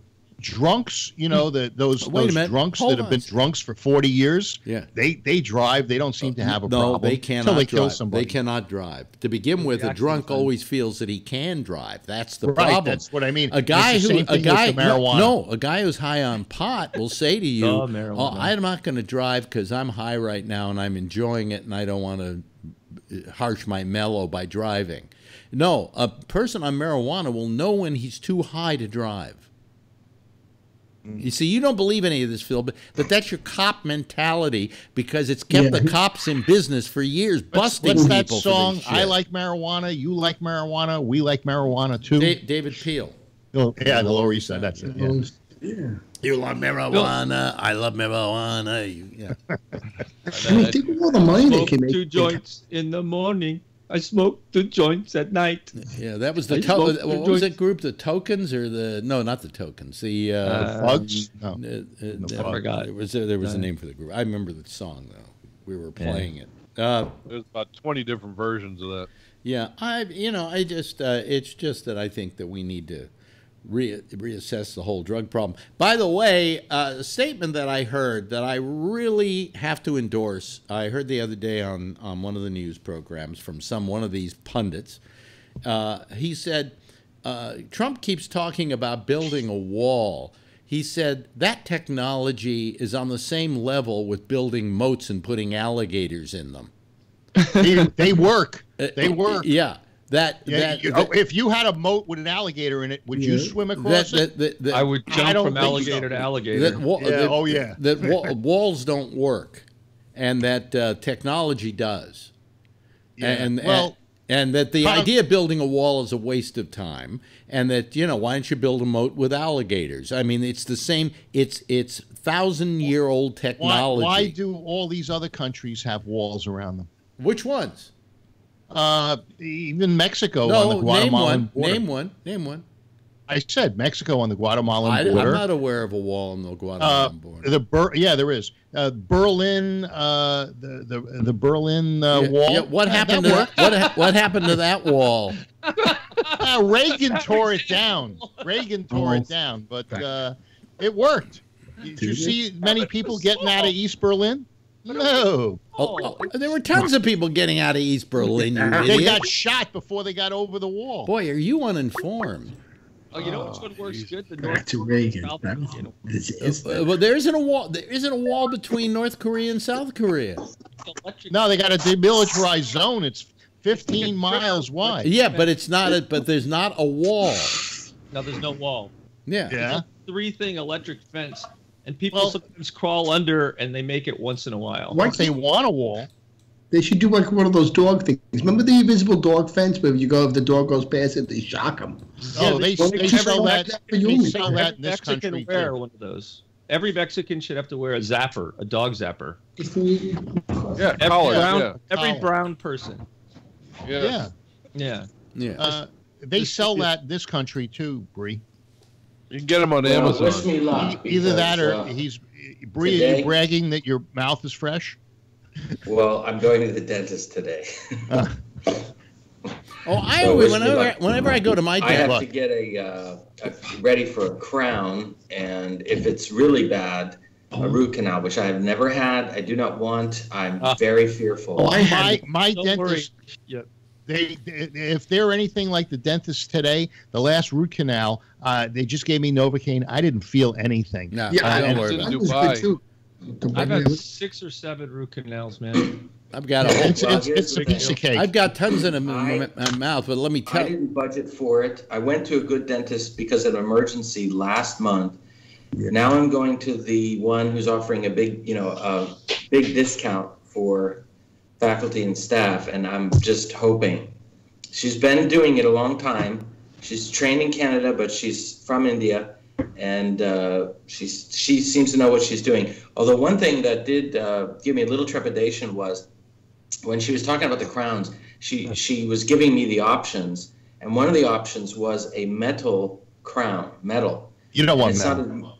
That sounded medieval. Like I didn't even know they were. No, you don't want that. Get a porcelain. You have a grill. Yeah. Hey, Bree, if you can get the root canal from an endodontist and have the dentist put the crown on, because the endodontist, that's all they do are root canals. Oh. And when I've had them at endodontist, it's like nothing. Yeah. And they do a better job. Well, here's my question to you. How much to begin with? Don't you have insurance through your school? No, dental's not covered. Yeah. Yeah. Well, but they do have that. There are dentists in the area who will give discounts because they want the business. So how much? I went to 3 dentists to figure this out. Mm-hmm. You know, you want to know how much it costs, right? Yeah. But it's a discount. But if you want Novocaine, it costs more. Yeah. What kind of drugs they got over there in Dubai? It's like no heroin. drugs. They give you heroin. New drugs. Okay. So he's going to hey, let Bree talk. Okay. The standard cost for a crown would be $4 million. $4 billion. No, $1 million. About $1,000 US. For what? For That's what? Not bad. That's cheap. Yeah. Now I'm getting it for half of that, so I'm getting a crown for $500. Oh wow! For a crown, that's very good. I'm going to go to Dubai next time. Even if it hurts, I'm going there. A crown here. I could get an air flight, get my crown come back, and cheaper than it would be here. For me, a crown would be about $1,500. For me, what's it cost it's $3,500. Plus the root canal could be $2,000. It's going to cost me $500. Oh, the root canal could be easily $2,000, $2,500. Yeah. So between the two, for about $1,500 more, you can get a implant. Yeah. This is the funny I have 2 thing. implants right here. Yeah. This is the funny thing here. I went to 3. This will give you a little bit of a viewpoint into Dubai life. Last month, I had an emergency. It was a Friday. Fridays, everything is closed here. Mm-hmm. So the only place I could go to was a European dental location that was near me. And so it's a Spanish woman who was trained in Germany. So she fixed the upper tooth. Then now a month later, the bottom tooth is bad. So I went back to her for a consultation. I went to another guy across the street. He is from Jordan, but trained in Vienna. And then I went to the Indian trained in Canada. So you really have to. Who trained these guys? Klaus Barbie? You have to do your research here. And, in the States, I would just go to my dentist. I would have a dentist long term. I'm sure, Alex, you have a dentist you go to. And you would trust their opinion and they would do a good job. And, and you wouldn't have to do this. But here you really have to look around. The Jordanian Viennese gives 30% off. The Indian Canadian gives 50% off. The Spanish German, they want insurance. They're used to getting insurance, so they charge full rate. She did offer me 10% off after she saw the other rates, but it's very much a market economy, and you go where where your research tells you to go. There's no such thing as when you talk about dental insurance. It's really not dental insurance; it's dental assistance, because they only pay, most of these plans only pay upwards to $1,500. And mine after I think is $2,500. Believe it or not. Is that a 50-50 match? Well, you pay. It's like they pay 50% of a crown, and they'll pay 100% of cleaning. Things like that. So, hey Bree, just stay away from the Polish and the Italian trained dentists. Well, here's what I don't get. Here's what I don't. And the English, because they have bad teeth. Oh yeah, and the French. Don't go to a French dentist. Here's what I what I don't get is we talk about universal health care. We talk about health care for all. We talk about affordable health care. But we never talk about dental care for all, or health care, or you know, affordable dental care. Where's AOC on this? And the reason why I think you need it is, if you've got somebody who's missing a front tooth and he can't afford to have it fixed, okay? Do you think he's going to get a job? You know, he's going to go for the interview. He's going to be missing the tooth, and he's immediately not going to get the job. Right? Were those implants or veneers? Oh, Alex just asked a question. Yeah, I just asked a question, and you changed the whole subject. No, Alex, I don't think he'll get a job. They are implants. These are implants. These are veneers. These are veneers. These are crowns. These are crowns. Name one politician who has ever said that. Universal dental care. You know what I mean? I vote for them tomorrow. I vote for them 1,000 times. And by the way, as a health thing, it's also a matter of good health too, because you have bad teeth, and you can die from bad teeth. Yeah, look at Tony. Tony had the should make my crooked teeth. Yeah. I had to snuggle. He said, "Phil, it was a bad one." It was actually funny, really. You know, Tony's teeth were unhealthy, and then he got them fixed with the Invisalign. I read today. Wait a minute. Let Bree talk. I read in the newspaper today, gum disease tied to Alzheimer's. Yeah. I don't know, but you can read it. It's in the news today. Yeah, and tooth problems can cause a lot of different things. Heart disease. All I'm saying, disease. Heart disease. So I really think we need to talk about dental care as well. Yeah, that's right. Yeah, more even maybe. What the hell? It's preventable. Which obviously they don't have it. Obviously they don't have it in England. You know. No, I swear I take good care of my teeth, and this still happens. You know? Yeah. Oh, you can. Why do Republicans always think the same way? It's like, I just floss and brush. I mean, it's always like, I knew you were going to say that. It's like, I knew. Well, it is until we get a situation like this. Yeah. With Republicans, you use a water pick. It has to happen to you. Water pick. You know, according to Phil, there's no such thing as people who are living from paycheck to paycheck who aren't good at saving. You know. Yeah. You just got to save some of the paycheck. Yeah. What part? The part that you don't spend on cigarettes. Marijuana. Oh yeah, all these people are living paycheck to paycheck they're living right, Scott? They're living paycheck to paycheck because Every morning I get off at the same exit. Every morning there's somebody there with a sign that needs money for food and is smoking like a fiend. You know, if it's $11 or $13 a pack, I don't think he needs money for food. He needs money for cigarettes, and his teeth don't look that good either.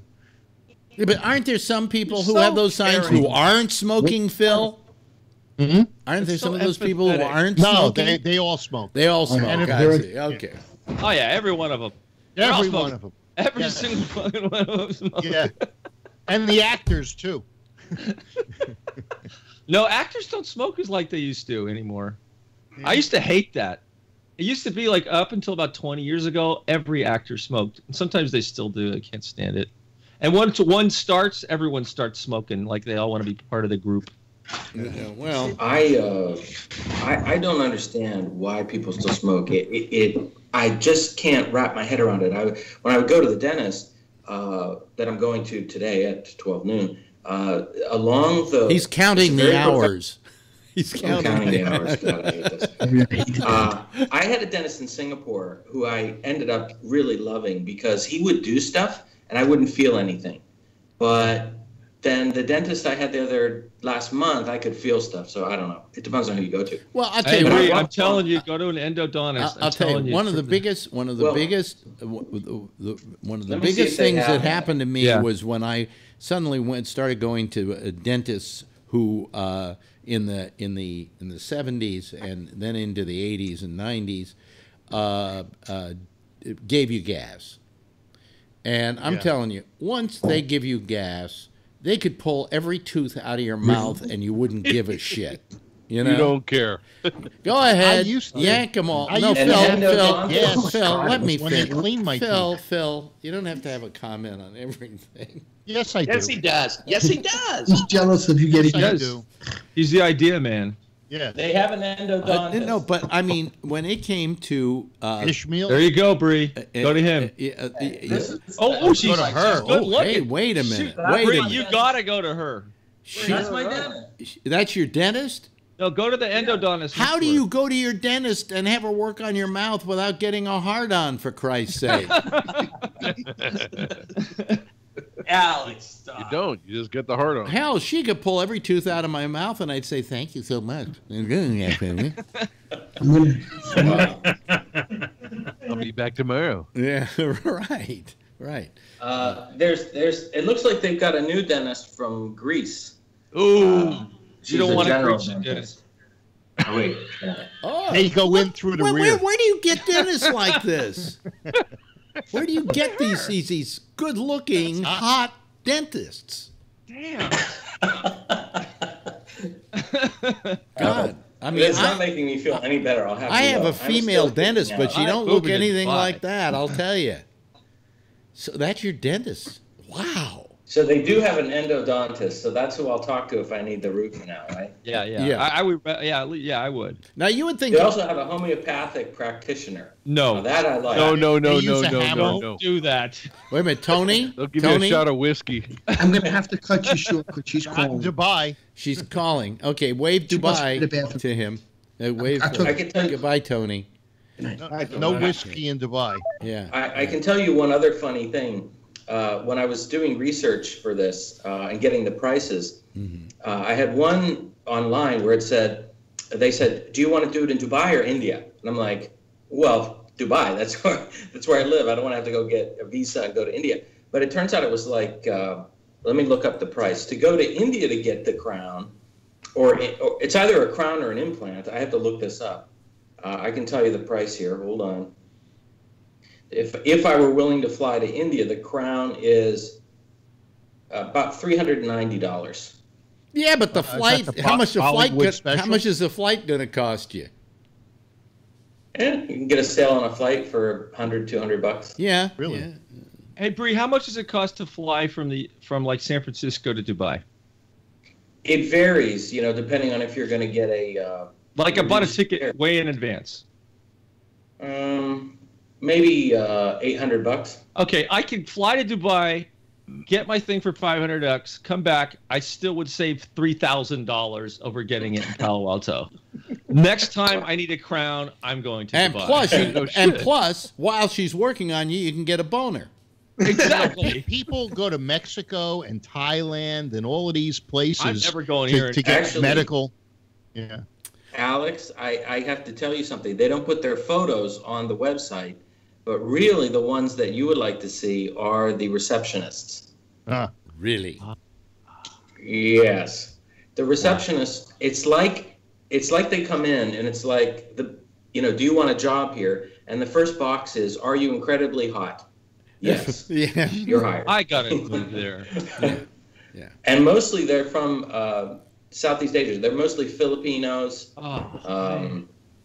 Mostly Filipinos. Yeah, because they speak and they're English. nice too. Then they're so sweet too. Oh Jesus. Well, Phil knows the all receptionist's name is Sheila. Hey, I got one that's been. Sweetheart. I've got one that's been putting up with me for 13 years. How come we have never seen her, Phil? What's the deal with that? She brings me because she's his imaginary girlfriend. He hides her. He has no. Do you really think you should be going out with someone who doesn't have white skin? She goes out with you? Yeah. She lives with me. She lives with? Wow. Phil, what are you packing? 13 years. Not much. I'm not packing that much anymore. Oh, that's right. So she might not be living with talking very much longer. We were talking earlier Packing about a big coffee. wallet. Arabic coffee with dates. She's packing lots of carpet dough. Ice cream. Oh, wait a minute. Hold on a second. Ice As long cream. as Wow. we're showing our girlfriends. Wait a minute. Let me show you. That's an interesting flavor, right? Here we go. Yeah. I don't drink coffee, so I can't do it. Can you see that, This one is everybody? interesting, too. No, I got It's to make kinda it bigger. gorgeous. Yeah, that's Marjorie a long time ago. Yeah. Well, you have had some of the most beautiful women. Yeah, no kidding. Between, Susan was gorgeous, and Susan, that's right. And who was the one that I met in your apartment that was staying at a blonde? Phil, hold yeah. on. Who did you say?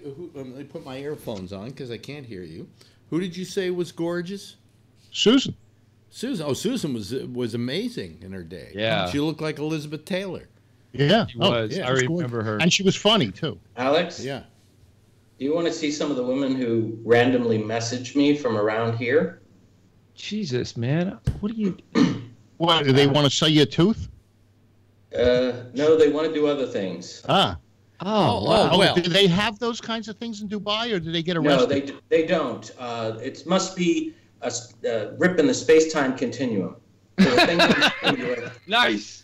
Well, the problem is I get things on Facebook. My problem is if I go under my 5,000, I immediately go out and ask people to join. Because if it goes under 5,000, I start getting endless numbers of, stuff like that. But that might not be real. God. That could be some real. guy in prison trying to extort money. In that case, that is a guy.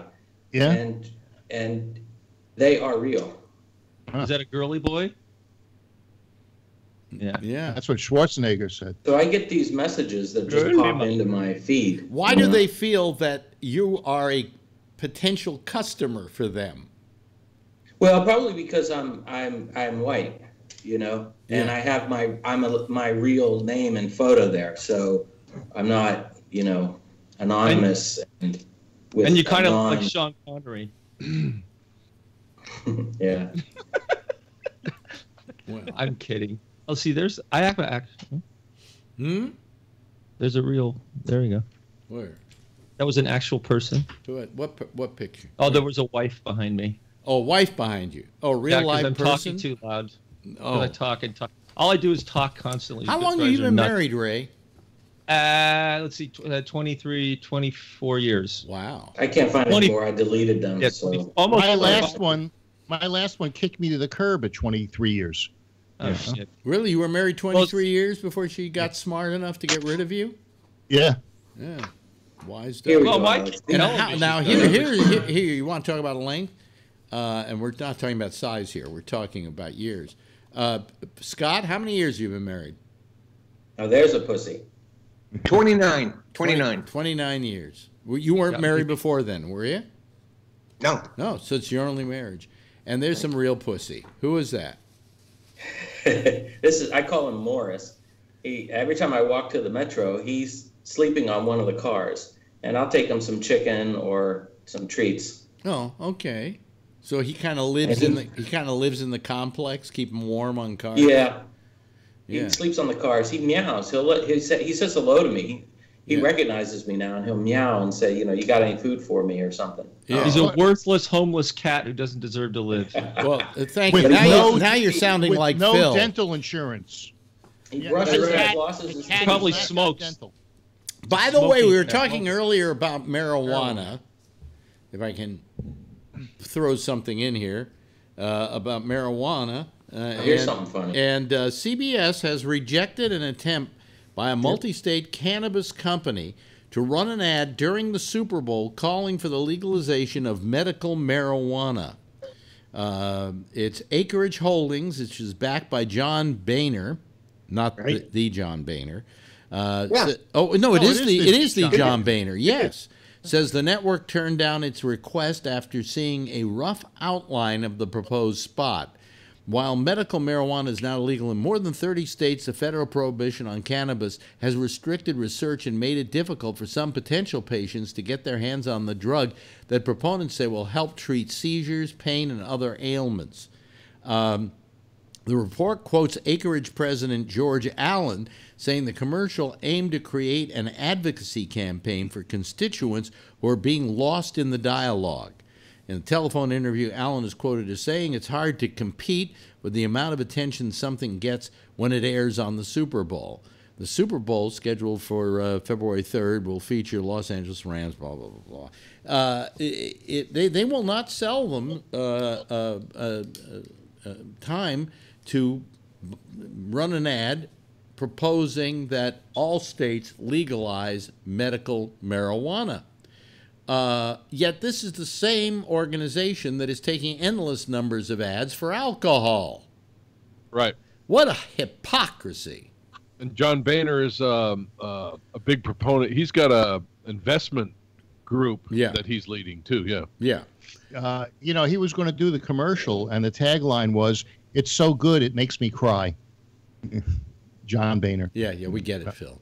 Yeah, he's a crier. Yeah, get it? Because he cried. Remember that? Yeah, Remember the whole thing? Not Remember that, Brian, man. when he cried? Wimpy man, that's very gerbil funny. loving guy. Wait a minute. Wait a minute. On the count of three, everybody laugh. 1, 2, 3. No. Or cry. There's the cat on the hood. Morris. Is that like the elf on the shelf? Yeah. You know, when it's 140 degrees Pussy in on the Dubai, hood. when it's really hot in Dubai, does the cat still get on the hood? I don't know about that. I don't think so. Here's I'll let you know. here is a smart decision that was made. Sports Illustrated has their swimsuit issue. Nice. And every year it comes out in, I think, the end of January.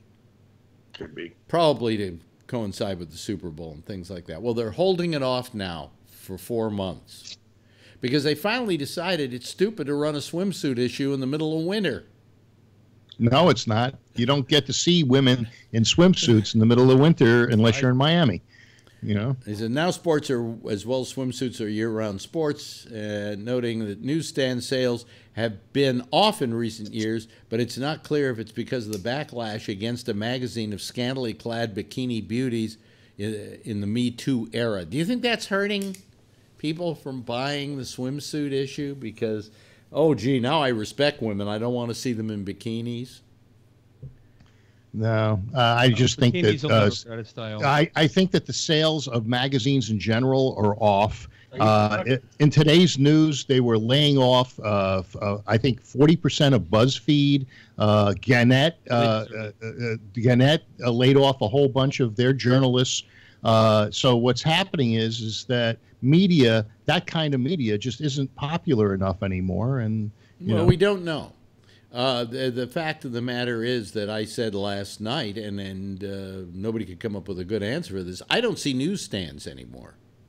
You know, the local. Except maybe at the airport. I think I saw one on like 42nd Street. I think I saw a newsstand, old-fashioned newsstand, but you very rarely see them. Yes, Brian. Were you alluding earlier to that beach, I guess, in the Middle East or something that was not allowing women to wear bikinis anymore? No. Or are you talking? No, we were talking about the Miss America or Miss Universe. No more bikinis. Yeah. They're stopping the swimsuit thing. Because I saw something similar on Facebook. Some, of course, being Muslim majority and whatnot. And it was a snarky meme, though. It said, okay, and it had this picture of this naked woman with her bikini off and, her top off, and she's laying there. She's like a young thing, and she's looking at the camera, and you see her say below. So you said no bikinis, huh? How does this? Wait, what are all these pictures you're putting up here? Because we have no idea what they are. It's a travel log. Yeah, I'm just showing you around my. It's gelato. Around my office. It's That's the gelato. Twisty Tower. Yeah. Okay. That's the Twisty Tower. Keep going ahead, Brian. I just didn't want to. Oh, that was it. That was basically it. I thought you were talking. I don't remember you were talking about Miss America. No. But I mean, while we're at it, I mean, I don't know that I was ever that fond of the Miss America pageant with its bathing suit competition. I could care less. I like the bathing suits. Well, I didn't like the bathing suits because they were all like one-piece bathing suits, and I wanted something a little more, Less. Yeah, a little. Didn't you wear a one piece, Alex, when you were swimming? Yeah, all the time. I went topless. Yeah. Back in 1925. Yeah, really. The striped ones. Yeah, the striped ones. Yeah, I remember the one piece ones guys wore. Why did they do that? And they're always striped. Yeah. No. I don't know, man. It was weird. And they were like wool. Yeah. By the way, we just got this message in. Trump says he'll postpone the State of the Union speech until the government shutdown is over. Wow. Who gave him that idea? We could be waiting until spring, at least. I wonder what he's going to do to Pelosi next. First, he pulls him off the plane. Now she retaliates by saying that she doesn't want him to do the State of the Union. No, the State of what the do Union. you think Wait a Trump minute, is going to do? the State of the Union came first. Yes. It did? Yeah. Yes, Oh, it okay. did. Well, then maybe Trump was retaliating for that. He was. Yeah. Oh, yeah. So, yeah. Well, we'll see. tit This for tat. tit for But tat. I love what he said. At one point, he said, "Well, I'm going to show up to give it anyway."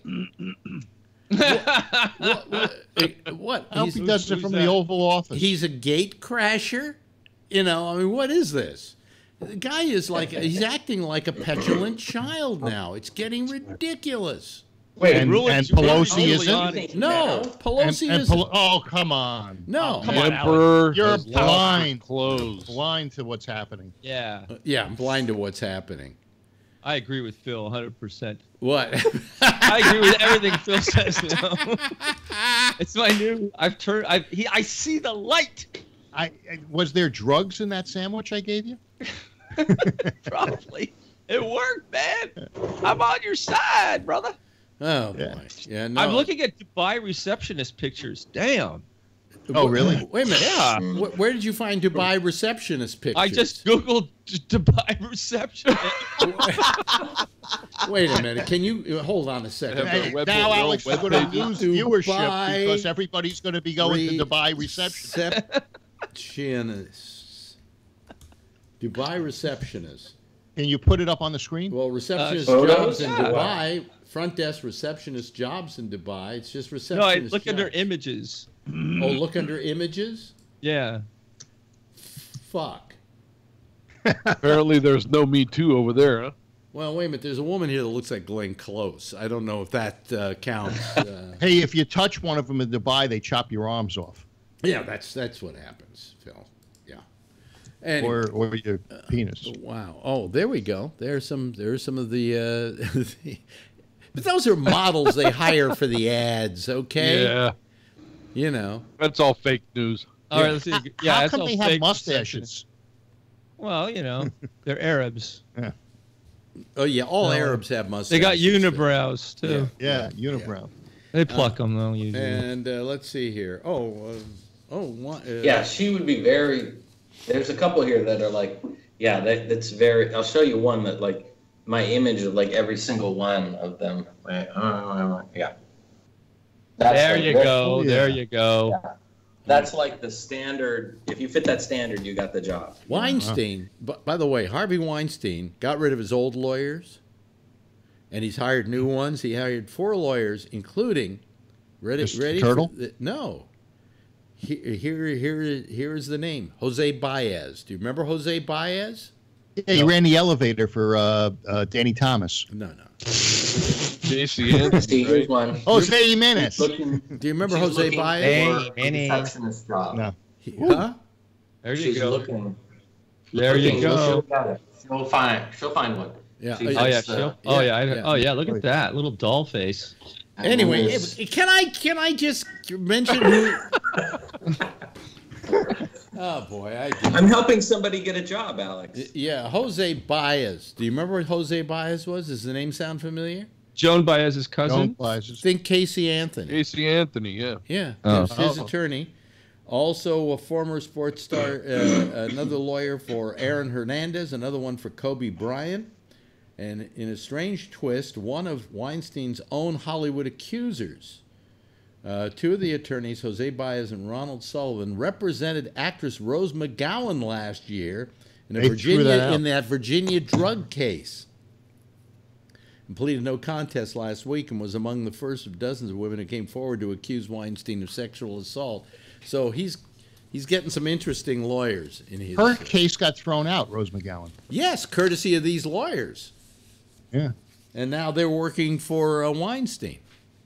You would think that'd be a conflict of interest, Not and really. they Not wouldn't at be this allowed point. to take Weinstein. Not at this point, because they're not dealing with her cases. She didn't have a case against Weinstein. She I just had to sue accused him. somebody once over a house deal, and finding an attorney that hadn't worked for this particular company was really hard. She's claiming it's a conflict of interest, but it really isn't.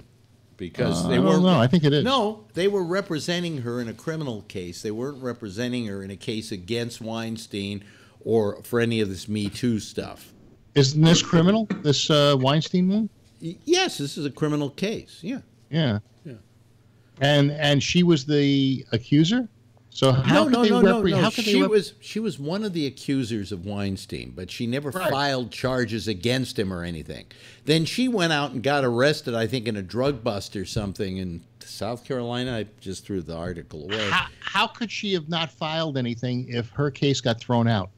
Her case didn't get thrown out. The case that got... You aren't listening. The case that got thrown out was the drug case, Phil.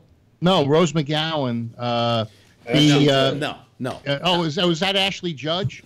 Oh, Judd. All right. Judd. All right. I knew somebody got thrown out. Phil wants to put her on the Supreme Court. Yes. Let me read this again to you. Rose McGowan last year in a Virginia drug case. McGowan pleaded no contest last week and was among the first of a dozen women who came forward originally to accuse Weinstein. But it doesn't make a conflict of interest because they weren't dealing with her against Weinstein. I made a mistake. I thought Ashley Judd was the McGowan. Well, one of many mistakes, Phil. And no extra charge. Everybody, have a drink. Have a drink. Take a drink. Have 2 or 3 or 4. You know. L'chaim. The L'chaim. This poor boy can only afford it. So what have we learned tonight, folks? Anything? My camera.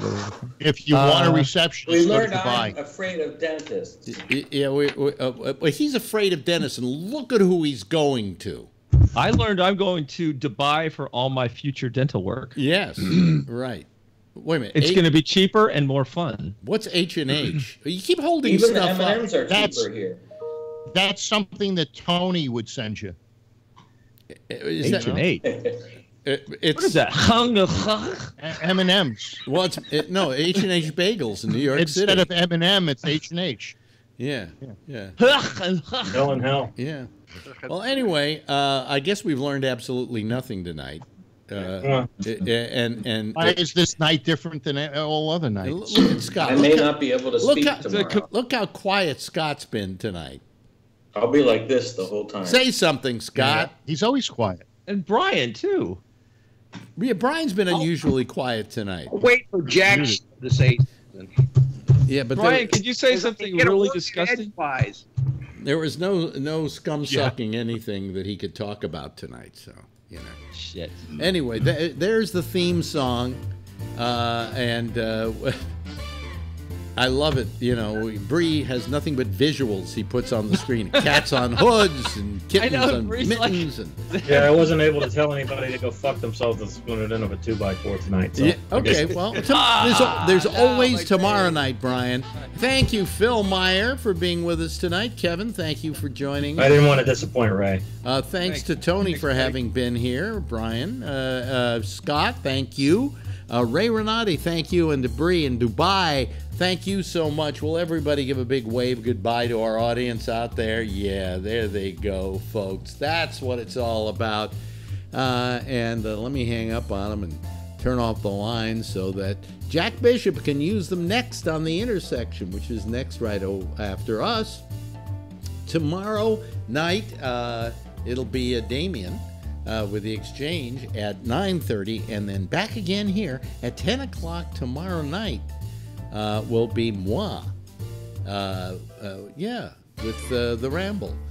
Same time, same station in life, and as always, if you see her, tell her I love her, okay? And to break a leg.